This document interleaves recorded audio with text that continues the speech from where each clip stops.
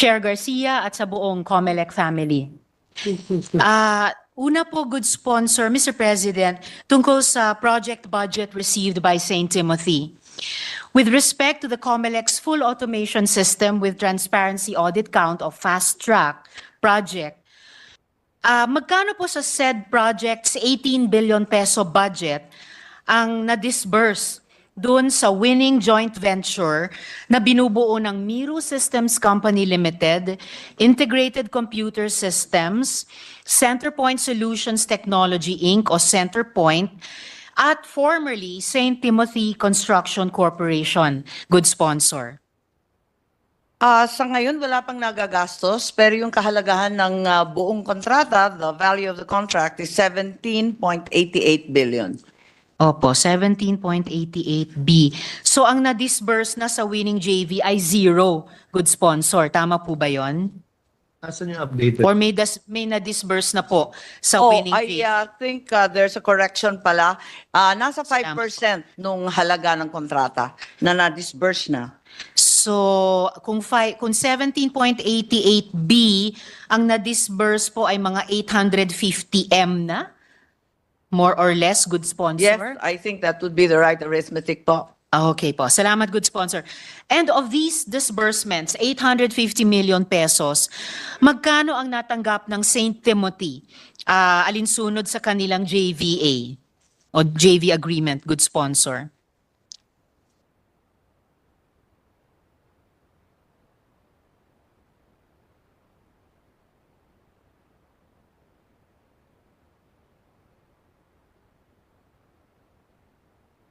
Yes, the understanding is that St. Timothy had only 2% of the overall participation.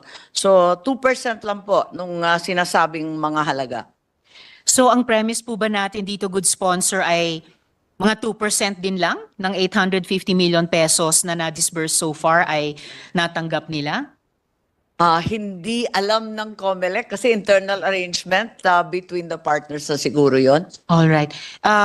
May paraan po bang malaman mula sa JV partners magkano sa 850 million pesos ang natanggap ng St. Timothy, good sponsor? Maaari pong tanungin pero nalaman naman natin na nag-pull out na yung St. Timothy Construction ngayon sa JV na sinasaad at iba na yung mga members nito.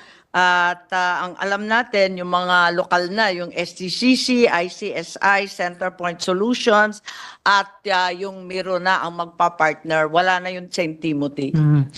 Tama po kayo, good sponsor. Nag-pull out na ang St. Timothy at bahagi po ito sa itinatanong ko. I am asking because this fiasco threatens to make a mockery of the electoral process. I'd like to confirm this with the COMELEC, good sponsor. Ang beneficial owners po ba ng St. Timothy either tumatakbo bilang kandidato o konektado sa isang party list kaugnay ng 2025 national and local elections, good sponsor?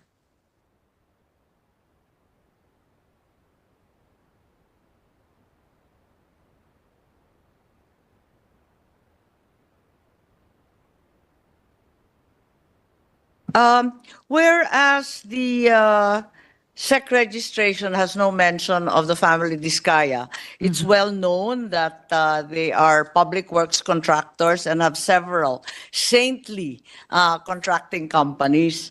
The notion that they are perhaps the beneficial or even the stated owners is very clear. This is perhaps the reason for the pull out of St. Timothy. And batay sa SEC registration ngayon or nung nakaraan, even recently, isa sa mga saintly contracting companies ng pamilyang ito ay yung St. Timothy po, good sponsor. Yes, ang pagkaalam ko, St. Timothy is one of that group and we had a hearing specifically on that subject. Opo, good sponsor. Naalala ko po yun. At ito po bang pamilya ay may miyembro sila na tatakbo ngayon bilang kandidato o konektado ngayon sa isang party list? Good Oo, sponsor. alam natin na pumila yung Miss Sara Diskaya bilang mayor ng Pasig City, Metro Manila. Alright, salamat, good sponsor. At meron din ba silang isa pang miyembro ng pamilya na konektado sa isang party list?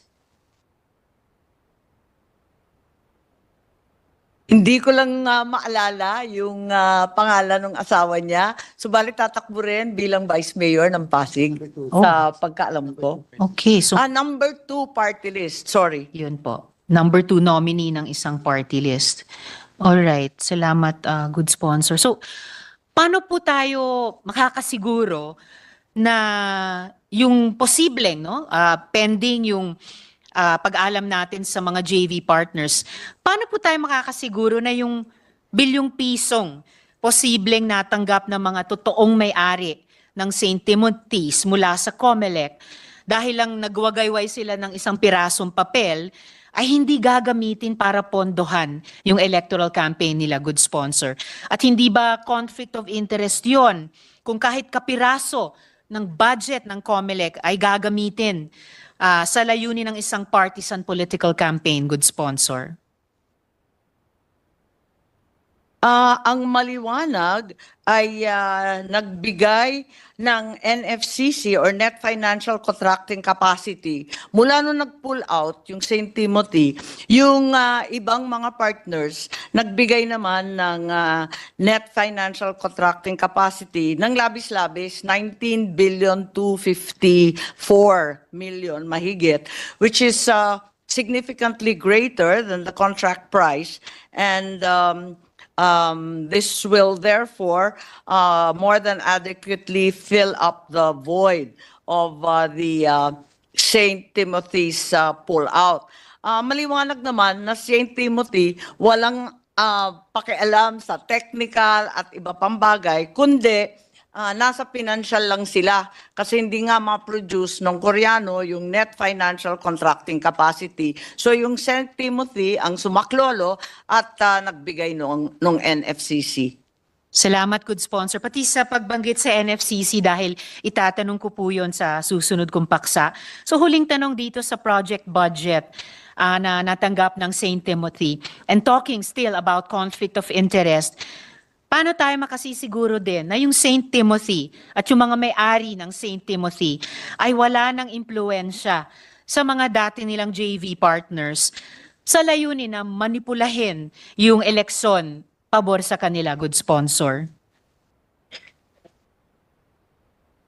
Okay, dalawang bagay to. No? Unang-una nabanggit na 2% lang naman yung kanilang participation despite the fact that they provided the NFCC. Ikalawa, the COMELEC and Bank has already tasked its law department under Minute Resolution 2478 na imbestigahan any potential civil, criminal, or administrative liabilities related to this conflict of interest or other alleged violations of election law.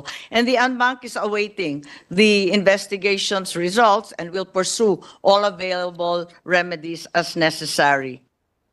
Maraming salamat para dyan, good sponsor. Ano po ulit yung bilang ng minute resolution ng COMELEC and Bank? Yes, it's Minute Resolution 24-0787. 24-0787. At mga kailan po lalabas yung investigation report, good sponsor? Well, inaasahan na lalabas sa lalong madaling panahon dahil bawal talaga makipag-communicate ang kandidato sa supplier. So this COMELEC resolution will only underline that prohibition. Yes, salamat, good sponsor.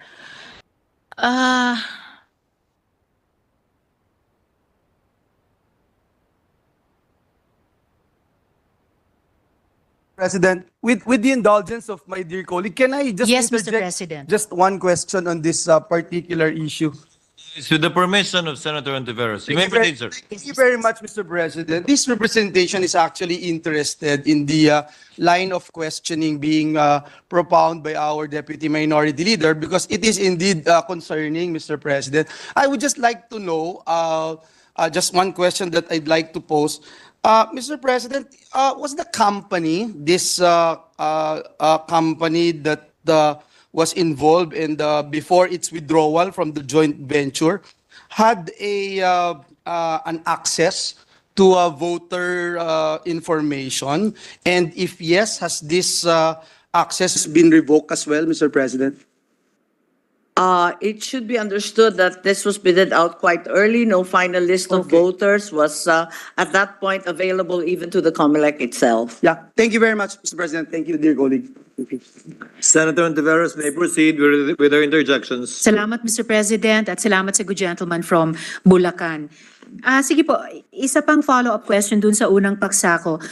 So bakit po nila isinama pa ang St. Timothy? Ang COMELEC po ba gumawa ng due diligence considering na actually blacklisted na yung St. Timothy? Saintly man na company pero saintly contracting company pero blacklisted po actually, good sponsor. Yes, we took that up during the hearing. As it turns out, it's St. Gerard, a sister company that was blacklisted by DPWH, and not St. Timothy, which has no black mark in its record. St. Gerard, as a matter of fact, had also lapsed in its registration with the construction organization. Kaya yung St. Timothy, maayos ang papeles at wala naman nakita yung COMELEC na maaring ipagbawal sila. Salamat, good sponsor. St. Gerard man ang blacklisted ng DPWH. Pero in the exercise of that due diligence na itinanong ko, malalaman ng kahit sino man, lalo na ng COMELEC, isang constitutional body natin, na ang board of directors o officers ng St. Gerard ay pareho lang, o ng St. Timothy ay pareho lang sa St. Gerard, at pati nga po address, good sponsor ng St. Timothy ay pareho lang sa St. Gerard. For the record, good sponsor. Tama po kayo, pareho yung address, pero dun sa SEC papers, hindi magkaparehong eksakto. May isa, dalawang pangalan magkakapareho sa iba't ibang kumpanya, pero hindi naman maaring sabihin na iisa sila. Well, alam naman natin kung gaano ka-creative pwedeng maging ang dalawang magkaiba di umanong entities para pagmukhain na magkakaiba sila. Pero actually, magkakapareho. If not verbatim, kumbaga, then indefinitely in spirit. Dako po ako, Mr. President, dun sa legal status ng joint venture. On this point po, good sponsor, alam kaya ng COMELEC ano eksakto ang inambag ng St. Timothy doon sa JV? Alam po natin na sila nga nag-provide nung net financial contracting capacity, pero sa aktual, nag-advance ba sila ng pondo? Nag-advance ba ng resources sa proyekto? Or ang pinrovide lang po nila ay simpleng piraso ng papel? Alam ko rin po, gaya ng sinabi ng good sponsor, yung natitirang JV partners ay nagsumite ng substitute NFCC. Pero ba't di nila ito na lang ang ginawa in the first place, good sponsor? Well, unang-una, may naibigay sa COMELEC na agreement between the partners in the joint venture, and clearly in the agreement, as mentioned earlier, 2% lang ang iaambag ng St. Timothy. Ikalawa, wala naman kasing down payment. Nagawa yung mga makina na walang down payment, kaya wala pang ambag-ambag, kumbaga. So, hindi pa klaro kung ano ang partisipasyon nila laban sa dun sa 2% na sinasabi sa kanilang agreement. So, 2% plus yung all-important NFCC na papel ang patak ng St. Timothy sa JV sa proyektong ito. Tama So, po yun. Yung 2%, tapos yung NFCC, kasi agad-agad sila nakaprovide noon, samantalang yung ibang partners, kasi tinatanong ko rin kung kaya pala ninyo maglabas ng halos 20 billion, ba't hindi ninyo linabas ka agad-agad? Hindi pa daw sila handa noon, kailangan na mag-bid para sa COMELEC very late in the day na raw, para mag-ipon ng ganong kalaking halaga-agaran. Kaya napasok itong St. Timothy dahil handang-handa sila pumasok na may dalang NFCC ganong kalaki. salamat, good sponsor. I still wonder though na dahil nga yung sinabi rin ng good sponsor na kapag labas ng substitute NFCC na higit pa ang halaga. Higit 1 bilyong pang dagdag dun sa original na halaga ng NFCC ng St. Timothy.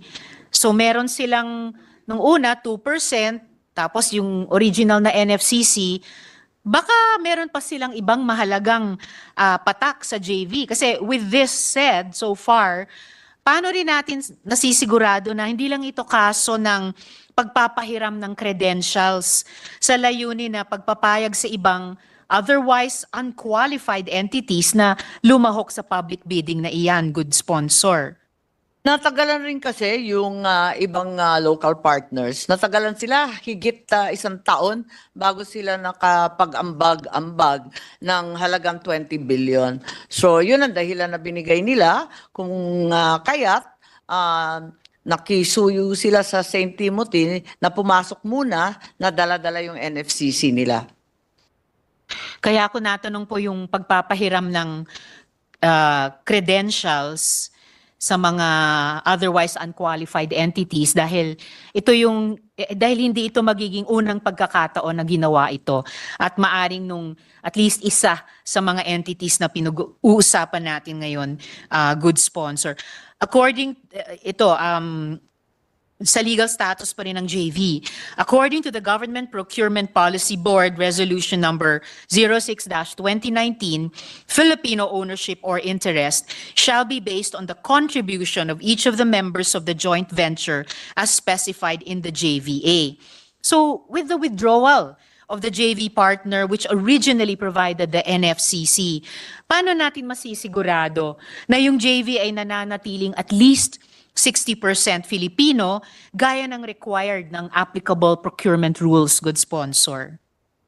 Yes, hindi nagbabago yung hatian ng mga dayuhan na 40% ang Miru, samantalang mga Pilipino ay nasa 60% dahil yung ICSI took over the original obligation of STCC at makikita na wala naman karagdagang partisipasyon na binili o added equity or additional responsibility dun sa Miru na dayuhan. So we are confident that we maintain the 40-60 split as required by the Constitution.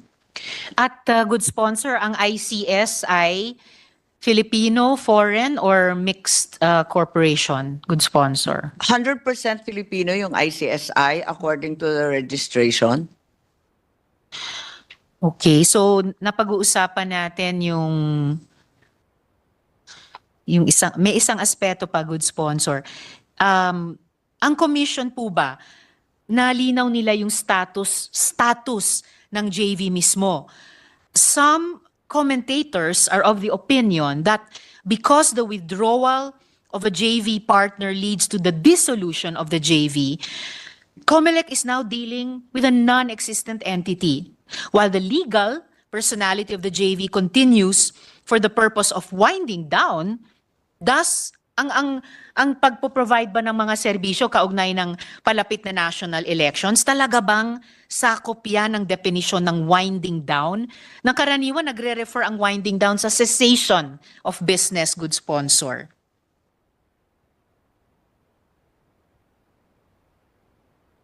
Kung pag-uusapan ay winding down, tama na bahagi yun ng winding down. But under the fast-track contract and the JV, it's very clear that the partners are jointly and severally liable, solidarily liable for all the obligations, so that the partners can still bind the partnership after the dissolution for purposes of winding up partnership affairs or completing transactions. So tuloy-tuloy pa rin ang pagkakaisa nila, and the withdrawal of STCC of St. Timothy does not in any way relieve the remaining partners of their obligations. And COMELEC can go after the JV as if nothing had changed, because the JV is a separate entity to which the various partners are jointly and severally liable in any case. Pero good sponsor, okay, napalitan po yung NFCC ng isang NFCC na mas mahalaga pa, mas mataas pa ang halaga. Pero yung original na JV na kausap ng COMELEC, Hindi na siya ito. Kasi umalis na yung isa, bagamat 2% lang, di umano ang patak niya, bagamat yung NFCC niya na orig ay napalitan ng bagong NFCC na mas mataas ang halaga, pero yung orig na JV, nakakontrata ng COMELEC, hindi na siya ito. Kasi nawala na yung isang entity. And usually po, ang kwento ng mga kaibigan ko kahit sa private sector, kapag na-dissolve ang isang joint venture, nagwa-wind down na siya para magsara na. Napipinto po tayo sa isang eleksyon. Hindi po to winding down. Gearing up po ito. And as we were discussing earlier, good sponsor, to make sure the entity we are contracting with actually exists, yung mga natitira pong JV partners, nag-execute po ba sila ng bagong JV agreement, good sponsor? At pwede po bang humingi ng kopya nitong agreement, pati kopya po ng substitute NFCC na isinumite sa COMELEC pagkatapos ng alleged withdrawal ng St. Timothy's, good sponsor? No need po, Senator Ontiveros. Pagkat hindi naman nag-wind down yung kumpanya eh. So, hindi kinailangan ng bagong kontrata. The previous contract with between COMELEC and the partners and the partnership holds. Ang partnership ay hiwalay, di ba? Sa ating bagong civil code, the partners still bind or can still bind the partnership regardless of the withdrawal of one of the partners. So it's very, very clear that a new contract wasn't necessary. The other partners would just bolt in and perform in accordance with the contract still. I'm very surprised, good sponsor, na hindi po nag-execute ng bagong JV agreement. Titingnan kaagad ng staff ko yung pertinent provisions ng civil code, pero parang sa common sense lamang, labas pa sa legal expertise ng ating mga commissioners at ng chair, it would seem na ang kontrata sa COMELEC at isang JV na ito yung mga miyembro kasama ang St. Timothy, pag umatras yung St. Timothy, gaano man kalaki o kaliit ang patak niya dun sa JV na yon, hindi na yon. Yung original na JV na kausap ng commission. Yes. Good The sponsor. contract is already perfected, and the contract is actually between COMELEC and the partnership, not between COMELEC and the individual partners. And as a result, the Commission determined na hindi na kailangan ng panibagong kontrata, tuloy-tuloy pa rin ang bisa at obligasyon sa ilalim ng dating kontrata. Ang tanging nagbago lamang isang partner nag-withdraw. Pero lahat ng iba pang partner ay mananagot pa rin sa kanilang katungkulan at sa kanilang pangako sa COMELEC. I think that's still arguable, good sponsor. But for now, pwede bang at least humingi ng kopya ng substitute NFCC?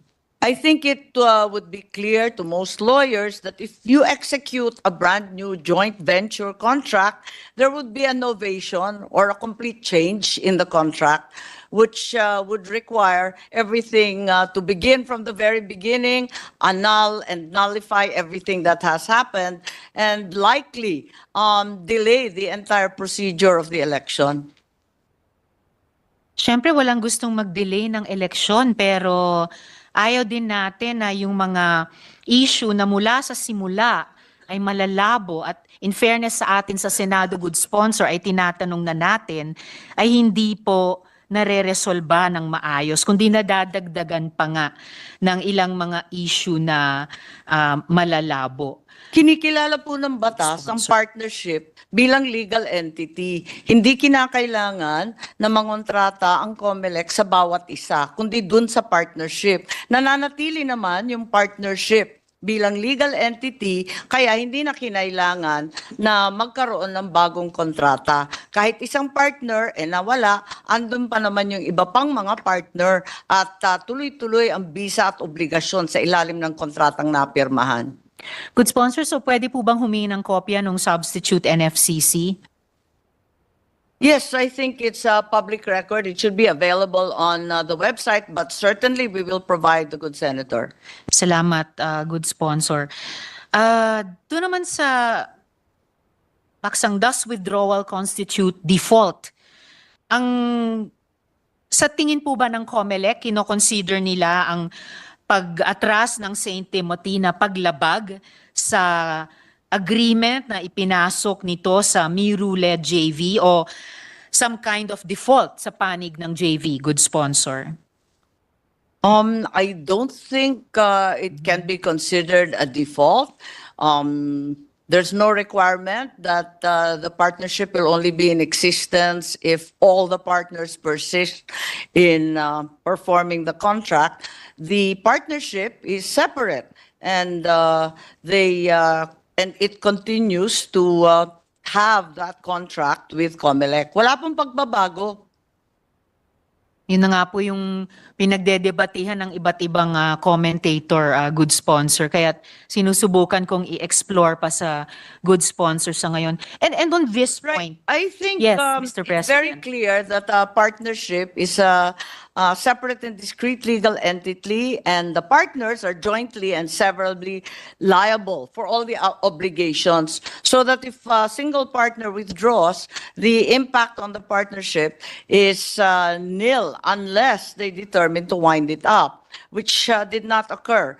Clearly, under our new civil code, partners will continue to bind the partnership even after the dissolution of said partnership. In this case, wala naman dissolution, umatras lang yung isang sosyo nila.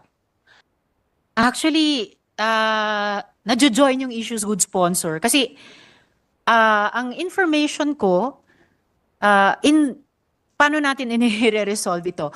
In the rules of partnership, in the civil code, withdrawal of a partner dissolves the partnership, good sponsor. So paano natin ibabangga ito dun sa sinasabi ng COMELEC at good sponsor, Mr. President?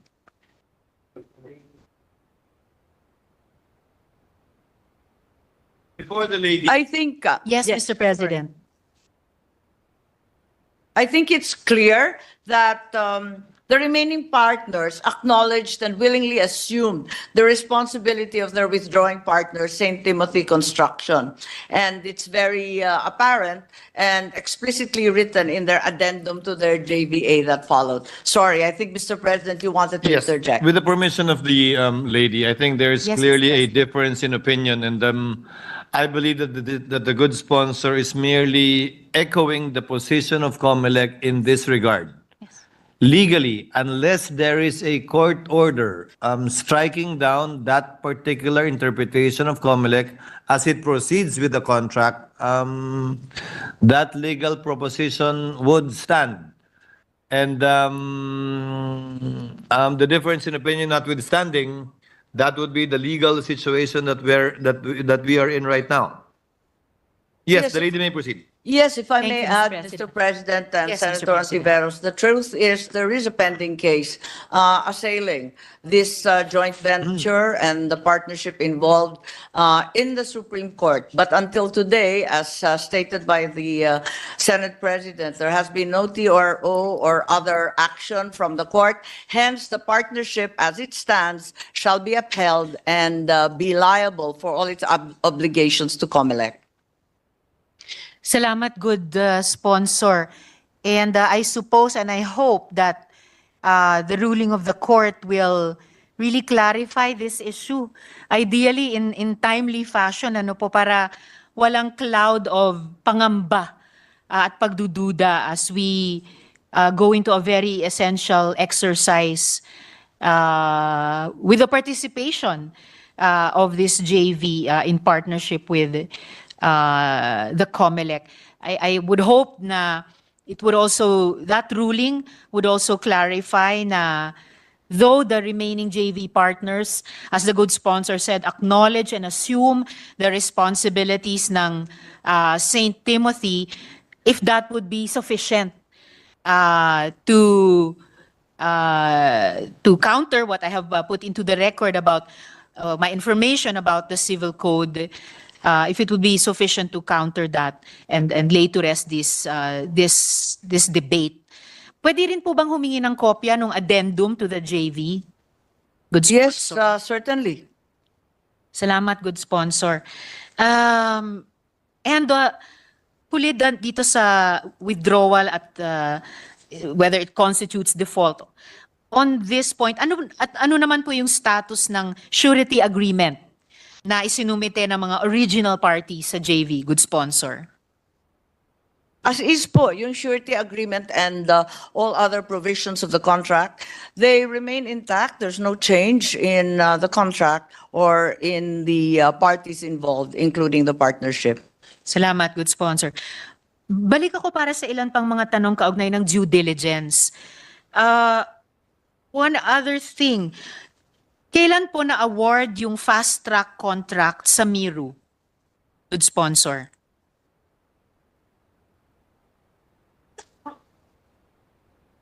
I believe it was around March 2024, early this year, first quarter lang po. March 2024. Do you remember the date, good sponsor? The day, rather, good sponsor.